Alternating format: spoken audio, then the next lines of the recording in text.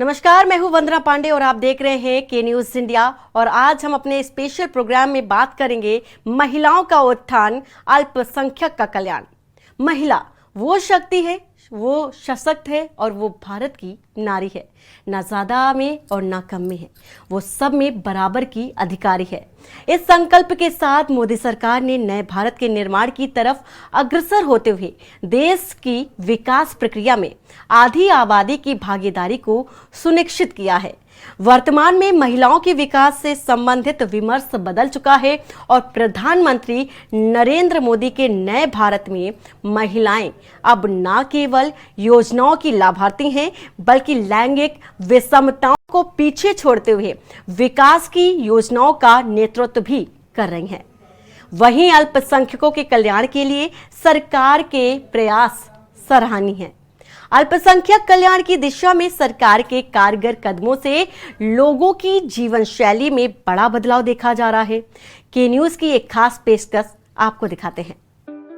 लोकतंत्र में महिला सशक्तिकरण, लोकतांत्रिक प्रक्रिया में उनकी सहभागिता, महिलाओं को उचित और समान अवसर प्राप्त होना आदि बातें महत्वपूर्ण भूमिका निभाती हैं।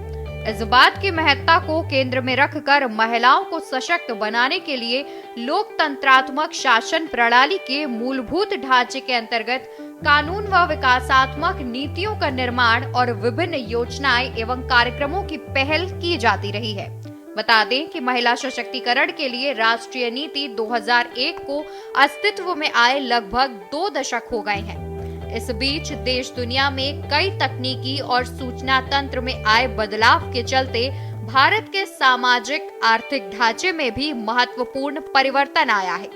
इसी को ध्यान में रखते हुए मोदी सरकार ने एक नई राष्ट्रीय महिला नीति का प्रारूप तैयार किया है।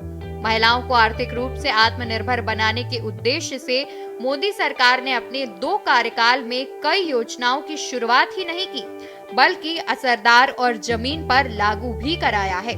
बता दें कि मोदी सरकार ने महिलाओं के हेल्थ रिपोर्ट, कानूनी सपोर्ट, रहने के लिए घर, मानसिक और भावनात्मक सहयोग देकर दिल जीता है। दरअसल केंद्र सरकार की कई योजनाएं केवल महिलाओं के लिए हैं। मोदी सरकार ने महिला सशक्तिकरण की दिशा में कई कदम उठाए हैं, जिसका लाभ बड़े पैमाने पर देश की महिलाओं को मिल रहा है। सरकार का उद्देश्य है कि महिलाएं भी पुरुषों के साथ कंधे से कंधा मिलाकर आगे बढ़ें। सरकार के प्रोत्साहन और बदलती सोच के चलते हर क्षेत्र में महिलाओं की भागीदारी बढ़ती जा रही है। 2024-25 के बजट में महिलाओं के विकास पर फोकस। मोदी सरकार ने 2024-25 के बजट में रखा भरपूर ध्यान। महिलाओं के विकास और कल्याण पर खर्च को पिछले साल के मुकाबले 38.7% बजट बढ़ाया। मंत्रालयों, विभागों, केंद्र शासित प्रदेशों को 2023-24 की तुलना में आवंटन 38.6% अधिक बढ़ा है। ये मजबूत प्रतिबद्धता लैंगिक कार्यक्रमों के प्रति एक रणनीतिक और समावेशी दृष्टिकोण। महिलाओं को लेकर मोदी सरकार की योजनाएं।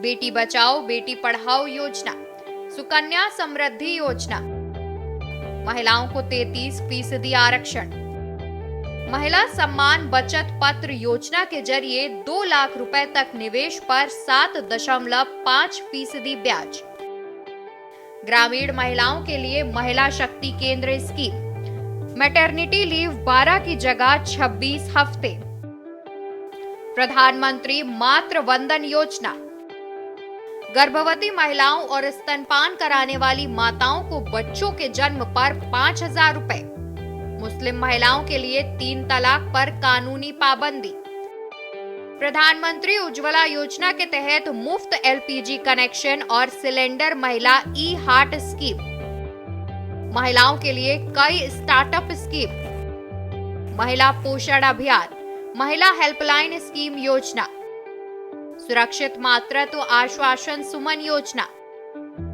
फ्री सिलाई मशीन योजना, राज्य में सालाना 50,000 से अधिक फ्री सिलाई मशीन, आयुष्मान योजना के तहत 5 लाख रुपए तक फ्री में इलाज, वर्किंग वुमेन हॉस्टल स्कीम चालू करना, वन स्टॉप सेंटर स्कीम, हिंसा से पीड़ित महिलाओं को एक ही छत के नीचे सभी तरह की मदद। मातृत्व वंदन योजना के तहत गर्भ में बच्चों को पौष्टिक आहार योजना। शिशु का जन्म अस्पताल में कराने का बड़ा अभियान। बेटियां स्कूल न छोड़ें, इसके लिए करोड़ों शौचालय बनाने का अभियान। बेटियों को पानी देने के लिए हर घर पाइप से पानी देने का अभियान। सौभाग्य योजना के तहत मुफ्त बिजली कनेक्शन योजना। पीएम आवास योजना के तहत बेटियों को संयुक्त भागीदारी का हक देना। महिलाओं को बैंक से बिना गारंटी वाली मुद्रा योजना की शुरुआत। 2 करोड़ लखपति दीदी बनाने की योजना की शुरुआत। शेर भेर ग्रुप की महिलाओं को लोन देने की योजना की शुरुआत। सेना में महिलाओं को परमानेंट कमीशन देना। महिलाओं को लेकर मोदी सरकार की नेक मंशा। आपको बता दें कि प्रधानमंत्री नरेंद्र मोदी के शासनकाल में विकास पर जोर देने के साथ साथ महिला उत्थान पर भी बहुत ध्यान दिया गया है। मोदी सरकार ने 27 साल से भी ज्यादा इंतजार के बाद पहली बार महिला आरक्षण बिल लोकसभा और राज्यसभा दोनों से पारित कराया। इस बीच मोदी सरकार ने महिलाओं को लेकर बनाई गई योजनाओं का नाम भी ऐसे रखा जो सीधे महिलाओं के दिल को छू ले रही हैं।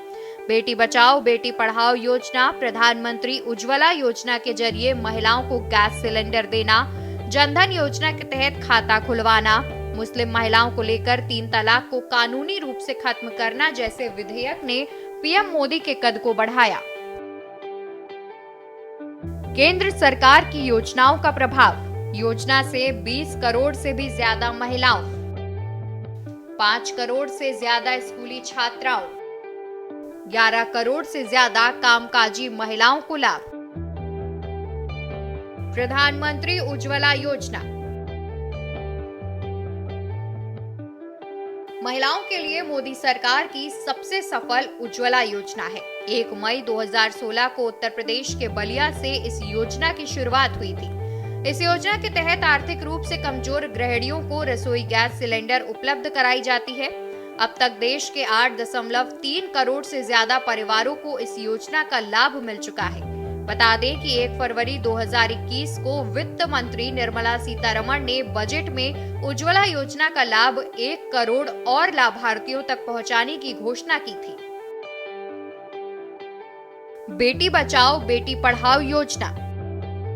बता दें कि प्रधानमंत्री नरेंद्र मोदी ने बेटी बचाओ बेटी पढ़ाओ योजना की शुरुआत 22 जनवरी 2015 को हरियाणा के पानीपत में की थी। इस योजना का उद्देश्य बालिका लिंग अनुपात में गिरावट रोकना और महिला सशक्तिकरण को बढ़ावा देना है। ये योजना भारत के अलग अलग क्षेत्रों में चलाई जा रही है। ये योजना उन महिलाओं की मदद करती है जो घरेलू हिंसा या किसी प्रकार की हिंसा का शिकार होती हैं। अगर कोई महिला ऐसी किसी भी प्रकार की हिंसा का शिकार होती है तो उसे पुलिस, कानूनी, चिकित्सा जैसी सेवाएं दी जाती हैं। पीड़ित महिला टोल फ्री नंबर 181 पर कॉल करके मदद ले सकती है। कभी कभी किसी निर्णय में देश के भाग्य को बदलने की क्षमता होती है और आज हम सभी ऐसे ही एक निर्णय के साक्षी बने हैं। संसद के दोनों सदनों द्वारा नारी शक्ति वंदन अधिनियम रिकॉर्ड मतों से पारित किया जा चुका है। जिस बात को देश को पिछले कई दशकों से इंतजार था, वो सपना अब सच हुआ है। ये पूरे देश के लिए बहुत ही खास समय है। ये भाजपा के हर एक कार्यकर्ता के लिए भी बेहद खास दिन है। आज हर नारी का आत्मविश्वास, हर नारी का आत्मविश्वास आसमान छू रहा है। पूरे देश की माताएं, बहनें और बेटियां आज खुशी मना रही हैं, हम सबको आशीर्वाद दे रही है। सुरक्षित मातृत्व आश्वासन सुमन योजना। सरकार की मंशा के मुताबिक सुरक्षित मातृत्व आश्वासन सुमन योजना के तहत 100% तक अस्पतालों या प्रशिक्षित नर्सों की निगरानी में महिलाओं के प्रसव को कराया जाता है, ताकि प्रसव के दौरान मां और उसके बच्चे के स्वास्थ्य को उचित देखभाल की जा सके। सुरक्षित मातृत्व आश्वासन सुमन योजना की शुरुआत 10 अक्टूबर 2019 को की गई थी।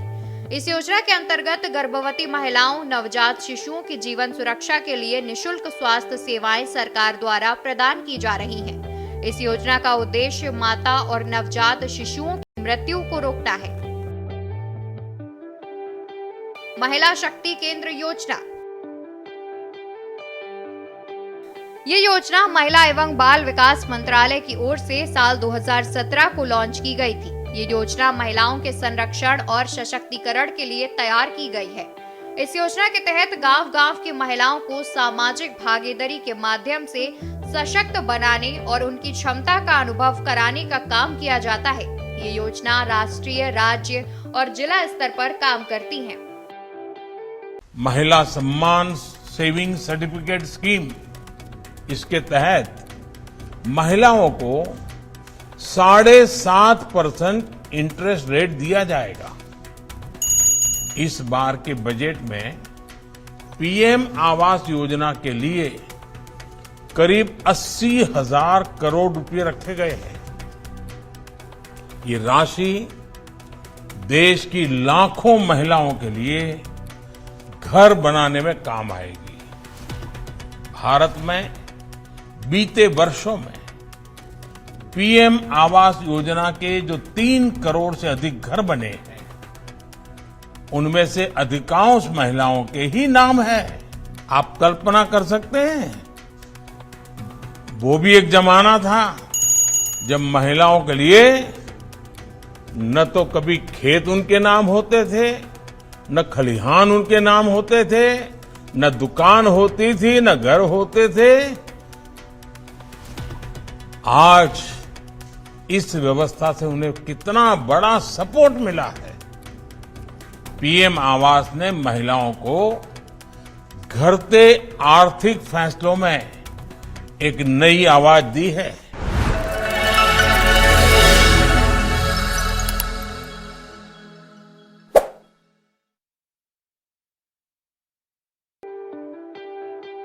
सुकन्या समृद्धि योजना। आपको बता दें कि मोदी सरकार ने 22 जनवरी 2015 को सुकन्या समृद्धि योजना की शुरुआत की थी। ये स्कीम 10 साल से कम उम्र की लड़कियों, बच्चियों की उच्च शिक्षा और शादी के लिए है, यानी लड़कियों के सुरक्षित भविष्य के लिए ये बचत योजना है। किसी भी बैंक और पोस्ट ऑफिस में जाकर आप अपनी 10 साल से कम उम्र की बेटी के लिए अकाउंट खुलवा सकते हैं। स्कीम पूरी हो जाने के बाद सारा पैसा उसे मिलेगा जिसके नाम पर आपने इस अकाउंट को खुलवाया होगा। फ्री सिलाई मशीन योजना। जो महिलाएं सिलाई कढ़ाई में रुचि रखती हैं, उनके लिए केंद्र सरकार की ओर से फ्री सिलाई मशीन योजना चलाई जाती है। इस योजना का लाभ देश के ग्रामीण और शहरी दोनों क्षेत्रों की आर्थिक रूप से कमजोर महिलाएं उठा सकती हैं। भारत सरकार की तरफ से हर राज्य में 50,000 से अधिक महिलाओं को निशुल्क सिलाई मशीन प्रदान की जाएगी। इस योजना के अंतर्गत केवल 20 से 40 वर्ष की आयु की महिलाएं आवेदन कर सकती हैं। महिला शक्ति केंद्र योजना। बता दें कि महिला शक्ति केंद्र योजना महिला एवं बाल विकास मंत्रालय की ओर से साल 2017 को लॉन्च की गई थी। ये योजना महिलाओं के संरक्षण और सशक्तिकरण के लिए तैयार की गई है। इस योजना के तहत गांव-गांव की महिलाओं को सामाजिक भागीदारी के माध्यम से सशक्त बनाने और उनकी क्षमता का अनुभव कराने का काम किया जाता है। ये योजना राष्ट्रीय, राज्य और जिला स्तर पर काम करती है। महिलाएं वो आधारशिला हैं जिसके बिना किसी भी मजबूत परिवार, समाज और देश की परिकल्पना ही नहीं की जा सकती। इतिहास गवाह है कि महिलाओं ने लगभग सभी क्षेत्रों में अपना परचम लहराया है। हम सब जानते हैं कि आज महिलाएं वो सब काम कर चुकी हैं जिसकी हमने कभी कल्पना भी नहीं की थी। क्या हमने कभी सोचा था कि एक महिला पूरा देश चला सकती है? क्या कभी हमने सोचा था कि महिलाएं हवाई जहाज उड़ा सकती हैं? पर महिलाओं ने इन कार्यों को संभव कर दिखाया है। नारी शक्ति ने कानूनी दांवपेच, राजनीति, खेलकूद, समाज सेवा, शिक्षा, कला, विज्ञान या सेना, इन सभी क्षेत्रों में अपनी जिम्मेदारियों को भली भांति निर्वहन किया है। महिलाएं सब कुछ करने में सक्षम है, बशर्ते कि समाज और सरकार उन्हें आगे बढ़ने में उनका साथ दे। केंद्र सरकार इस दिशा में लगातार काम कर रही है। गौर करें तो बीते कुछ वर्षों से केंद्र सरकार की तरफ से महिलाओं के हित में अनेक ऐसे कदम उठाए गए हैं जिससे वो अपनी प्रगति का स्वर्णिम इतिहास रच सके। भारत की राजनीति में आजादी के बाद संसद में महिलाओं की भागीदारी बहुत ही कम थी, लेकिन 16वीं लोकसभा यानी 2014 के बाद हम देखते हैं कि इसमें महिलाओं का प्रतिनिधित्व 11% तक बढ़ोतरी देखने को मिलती है। वहीं 2019 यानी 17वीं लोकसभा में महिला सांसदों की अब तक की सर्वाधिक भागीदारी के साथ ही नई लोकसभा में महिला सांसदों की संख्या कुल सदस्य संख्या का 17% हो गई है। मेरे परिवारजनों, लोकतंत्र में महिलाओं के लिए इस कानून से बीजेपी महिलाओं की भागीदारी से के लिए 3 दशक से प्रयास कर रही थी। यह हमारा कमिटमेंट था और आज हमने उसे पूरा कर दिया है।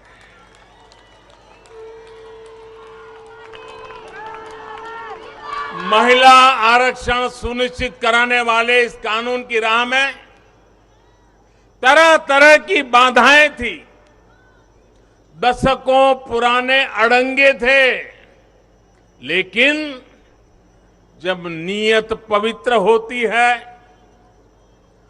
प्रयासों में पारदर्शिता होती है, तो परेशानियों को पार करके भी परिणाम लाती है। ये भी अपने आप में एक रिकॉर्ड है कि इस कानून को सदन में इतना व्यापक समर्थन मिला। नए संसद भवन में पक्ष विपक्ष की सीमाओं से ऊपर उठकर करीब करीब सबने इसके पक्ष में वोट दिया। मैं इसके लिए सभी राजनीतिक दलों का और सभी सांसद साथियों का भी अभिनंदन करता हूं। पिछले 70 सालों में ये भागीदारी सबसे अधिक है। साथ ही मोदी सरकार में महिलाएं विदेश मंत्री, रक्षा मंत्री और वित्त मंत्री आदि जैसे बड़े बड़े पदों पर आसीन हुई हैं, जो हमारे देश के लिए गौरव का विषय है, क्योंकि राजनीति में महिलाओं को इतने बड़े बड़े पदों पर आसीन देखना कम ही संभव हुआ है। इसके साथ ही सरकार द्वारा महिलाओं को सबल और सशक्त बनाने के लिए विभिन्न प्रकार की योजनाएं भी लाई गई हैं। केंद्र की नरेंद्र मोदी सरकार पर अल्पसंख्यकों को लेकर कई बार सवाल खड़े करने का प्रयास होता रहता है। विपक्षी पार्टियां और कुछ कट्टरपंथी इस फेक नैरेटिव को गढ़ने में जुटे रहते हैं कि देश का मुसलमान डरा हुआ है। दरअसल ये चूरण पाकिस्तान में पिछले 75 सालों से बांटा जाता रहा है कि भारत के मुसलमानों पर जुल्म सितम है, उन्हें नमाज पढ़ने की आजादी नहीं है, भारत के मस्जिदों में नमाज नहीं होता, अजान नहीं होता, आदि आदि। लेकिन साथियों, सच्चा सामाजिक न्याय सेचुरेशन से आता है। सच्चा सामाजिक न्याय तुष्टीकरण से नहीं, संतुष्टीकरण से आता है। मोदी ऐसे ही सामाजिक न्याय, ऐसे ही सेक्युलरिज्म को मानता है। जब मुफ्त राशन हर लाभार्थी तक पहुंचता है, जब हर गरीब लाभार्थी को पक्का घर मिलता है, जब हर बहन को गैस, पानी का नल, घर में टॉयलेट मिलता है, जब गरीब से गरीब को भी अच्छा और मुफ्त इलाज मिलता है, जब हर किसान लाभार्थी के बैंक खाते में सम्मान निधि आती है, तब सैचुरेशन होता है और यही सच्चा सामाजिक न्याय है। बीते 10 वर्षों में मोदी की ये गारंटी जिन जिन परिवारों तक पहुंची है, उनमें से सबसे अधिक दलित, पिछड़े, अति पिछड़े वही मेरे परिवार ही हैं। हज पॉलिसी में बड़े बदलाव। भारत सरकार ने हज पॉलिसी 2023 में कुछ बड़े बदलाव किए हैं। नए आदेश के मुताबिक इस बार हज यात्रा के लिए आवेदन फ्री होगा। हज यात्रा पर जाने के लिए सभी यात्री फ्री में आवेदन कर सकेंगे। इससे पहले जो यात्री हज यात्रा के लिए आवेदन करते थे, उन्हें 400 रुपए प्रति व्यक्ति आवेदन फीस देनी होती थी। बता दें कि नए आदेश के मुताबिक अब हज जाने वाले लोगों को 50,000 रुपए की बचत होगी। पहले आवेदन करते समय बैग, सूटकेस, छाता, चादर जैसे सामानों का पैसा लिया जाता था, लेकिन नए आदेश के बाद हाजियों को इन चीजों का शुल्क नहीं देना होगा। अब हज यात्री अपने स्तर पर सामान खरीद कर ले जा सकेंगे। साथ ही इस बार हज यात्रा पर जाने के लिए बुजुर्ग, दिव्यांग और महिलाओं को प्राथमिकता दी जाएगी। 45 साल से ज्यादा की कोई भी महिला अब अकेले हज यात्रा पर जाने के लिए आवेदन कर सकेगी। इससे पहले बगैर महरम वाली 4 औरतों के साथ जाने का नियम था। सरकार ने इस नियम को खत्म कर दिया है। अल्पसंख्यकों के विकास के लिए उठाए कदम। न सिर्फ महिलाओं बल्कि मोदी सरकार ने अल्पसंख्यकों के कल्याण के लिए भी कई बड़ा काम किया है। अल्पसंख्यक समुदाय को शिक्षा के प्रति जागरूक करने और उन्हें आगे बढ़ाने के लिए केंद्र और राज्य सरकार की ओर से कई योजनाएं चलाई जाती हैं। मोदी के 2 कार्यकाल अल्पसंख्यकों के मामले में उनके लिए कई उपलब्धियों से भरे साबित हुए हैं। छात्रवृत्ति योजनाएं।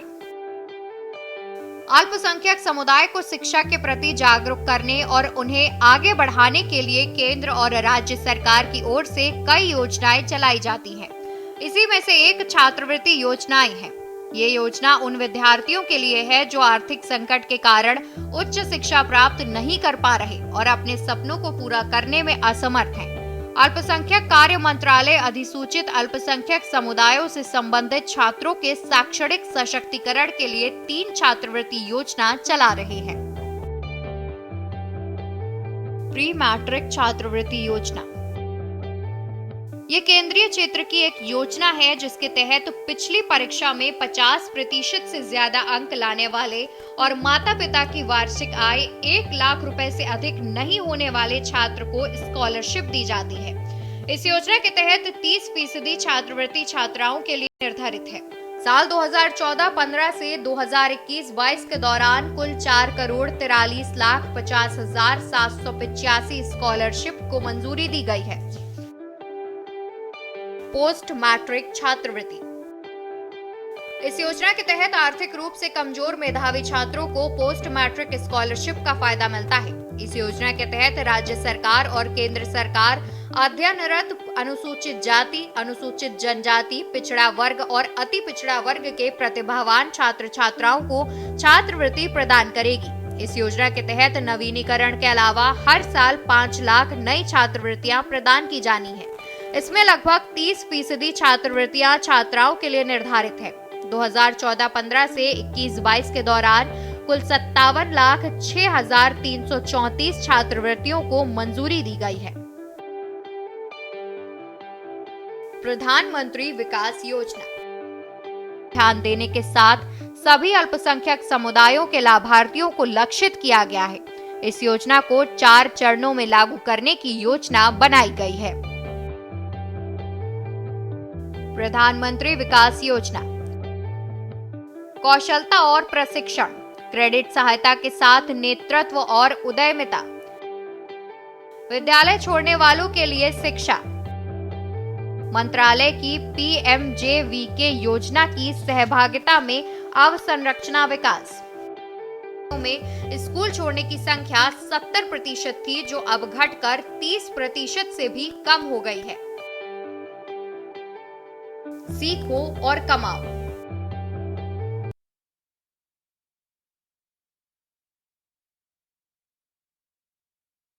तहत इस साल यानी 2022 में लगभग 8 लाख महिला को लाभ पहुंचा है। उस्ताद योजना को औपचारिक रूप से 14 मई 2015 को शुरू किया गया था। इसका उद्देश्य अल्पसंख्यकों की पारंपरिक कलाओं, शिल्पों की समृद्ध विरासत को संरक्षित करना है। हमारी धरोहर। इस योजना के नया सवेरा योजना। नया सवेरा योजना का उद्देश्य अल्पसंख्यक समुदायों से संबंधित छात्रों को प्रतियोगी परीक्षाओं की तैयारी हेतु वित्तीय सहायता प्रदान करना है, जिससे सरकारी और निजी नौकरियों में उनकी भागीदारी में सुधार होगा। जियो पारसी योजना। इस योजना की शुरुआत करने का उद्देश्य भारत में पारसियों की कम होती जनसंख्या को बढ़ाना है। पढ़ो परदेश योजना के तहत अल्पसंख्यक समुदाय के विद्यार्थियों को विदेश में अध्ययन के लिए शैक्षिक ऋण के ब्याज पर सब्सिडी दी जाती है। अल्पसंख्यकों के विकास के लिए केंद्र सरकार ने अल्पसंख्यक मंत्रालय के लिए अपने बजट से 5020.50 करोड़ का प्रावधान किया। इससे पहले यानी साल 2021-22 में मंत्रालय के लिए 4810.77 करोड़ रुपए आवंटित किया गया था। स्पेशल डेस्क के न्यूज इंडिया। और हमारी इस खास पेशकश में फिलहाल इतना ही। बाकी की खबरों के लिए बने रहिए आप के न्यूज इंडिया के साथ। नमस्कार। आप देख रहे हैं के न्यूज, खबरों का सारथी।